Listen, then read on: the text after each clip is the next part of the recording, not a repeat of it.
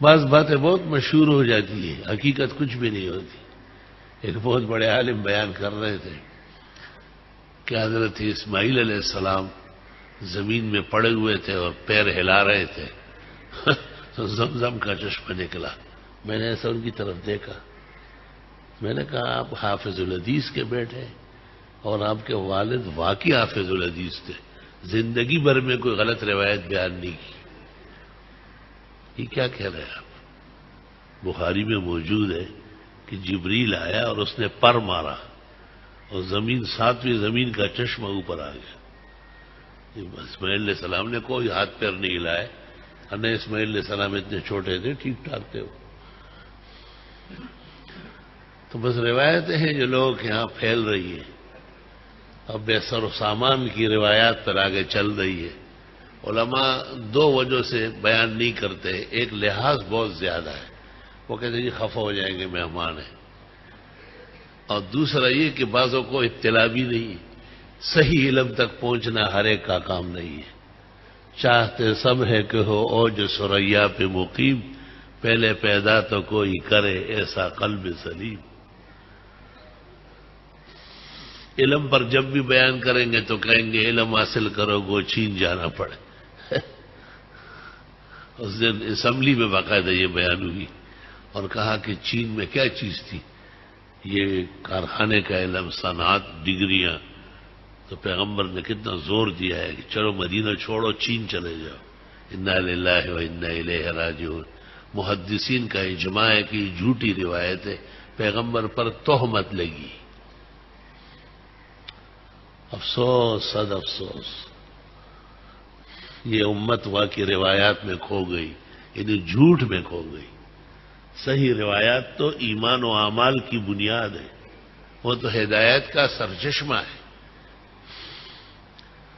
آپ نے فرمایا ہی نہیں ہے کہ اطلب العلم ولو بالصید، علم حاصل کرو گو چین جانا پڑے۔ طالب علمی کے زمانے سے میں نے اس پر ایک کتاب لکھی ہے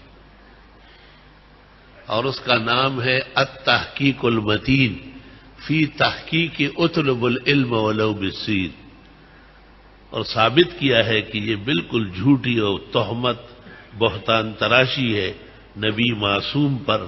آپ نے قطعاً ایسی روایت کبھی بیان نہیں فرمائی۔ جتنی کتابوں میں ہے معذور ہے، جتنے تعلیم گاہوں میں ہے خرافہ ہے، جتنے لوگ بیان کرتے ہیں اللہ کے عذاب سے ڈرے۔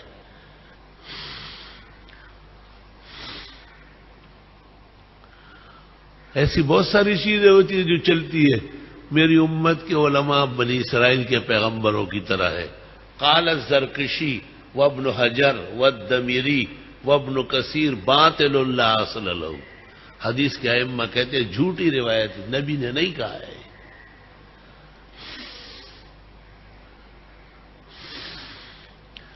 کبھی کہیں گے چاول جو ہے یہ پیغمبر کا پسینہ ہے، اور کبھی کہیں گے علماء جنت کے چودھری ہیں۔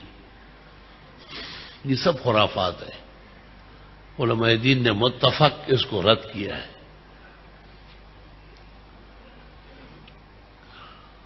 مستقل تصنیفات اس موضوع پر آئی ہے، کشف الخفا لکھی ہے اجلونی نے،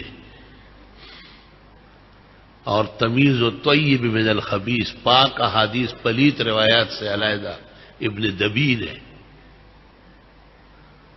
سلسلۃ و احادیث الموضوعہ البانی نے، مجموع فوائد شوکانی نے، صغرا و کبرا اور اسرار اور مرفوعات علی قاری نے، لالی المصنوع سیوطی نے۔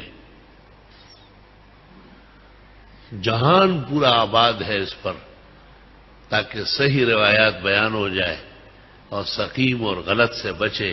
یہ جو آپ کے سامنے کتابیں ہیں، صحاح ستہ جس کو ہم کہتے درس میں پڑھاتے ہیں، بخاری شریف، مسلم، ترمذی، ابو داؤد، نسائی، ابن ماجہ، اللہ تعالیٰ کے فضل سے اس میں ایک بھی جھوٹی روایت نہیں ہے، الحمدللہ۔ اللہ تعالیٰ ہمارے بزرگوں کی قبروں کو نور سے بھرے اور اللہ ان کے ارواح پرفتوح فرمائے۔ کتنا بڑا احسان کیا ہے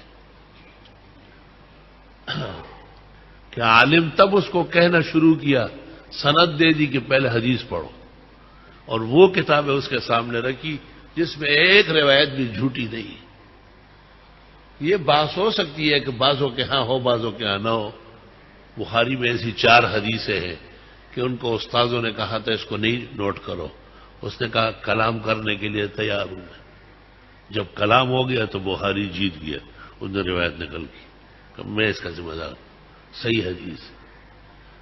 مسلم میں ایسی 30 کے قریب روایتیں ہیں، 6 کے بارے میں بخاری نے بھی ان سے درخواست کی، امام مسلم نے نہیں مانا۔ وہ اپنے علم پر پورا فخران رہے کہ یہ صحیح ہے، بعد والوں نے تائید کی کہ وہ صحیح نکلی۔ کسی روایت پر بحث ہونا یہ معمولی بات ہے، یہ کوئی خاص بات نہیں، لیکن ایک روایت کے بارے میں یہ فیصلہ کہ یہ نہیں ہے حدیث رسول، اور اس کو آگے آپ بیان کرتے تو ساتھ یہ کہے کہ بھائیو یہ جو لوگوں میں مشہور ہے کہ علم حاصل کرو وہ چین جانا پڑے، یہ حدیث رسول نہیں ہے۔ فیصلہ ہو چکا ہے محدثین کی بڑی کتابوں میں کہ یہ موضوع اور من گھڑت ہے۔ حب الوطن من الایمان، اپنے وطن سے محبت کرنا ایمان کا تقاضا ہے، یہ بھی حدیث نہیں ہے۔ اپنے وطن سے محبت کرنا قرآن و سنت سے ثابت ہے، لیکن یہ حدیث کہ آپ نے یوں فرمایا ہو، یہ جو الفاظ ہیں یہ ثابت ہرگز نہیں۔ فیصلہ ہو چکا ہے کہ یہ جھوٹے الفاظ ہیں۔ حب الحرۃ من الایمان، بلی سے محبت کرنا ایمان کا جز ہے، پیغمبر اسلام نے کبھی بھی نہیں فرمایا۔ آپ نے بلی سے محبت فرمائی، آپ نے بلی کو دیکھا ادھر ادھر ہو رہی تھی، آپ اٹھے، پانی کا برتن رکھا، اس میں پانی بھرا، آپ نے فرمایا اس کا بھی مجھ پر حق ہے، میں اس کا بھی پیغمبر ہوں۔ ہم کہتے ہیں ہمارا حق ہے، نہ تو کہ آپ کام کریں۔ حضرت کہتے ہیں میں نبی ہوں، میں اس کا کام کروں صلی اللہ علیہ وسلم۔ کان یسری لنا، تحاوی شرح معنی میں ہے، حضرت جب دیکھتے تھے تو برتن ذرا ایسا رکھو کہ یہ آرام سے پانی پیے۔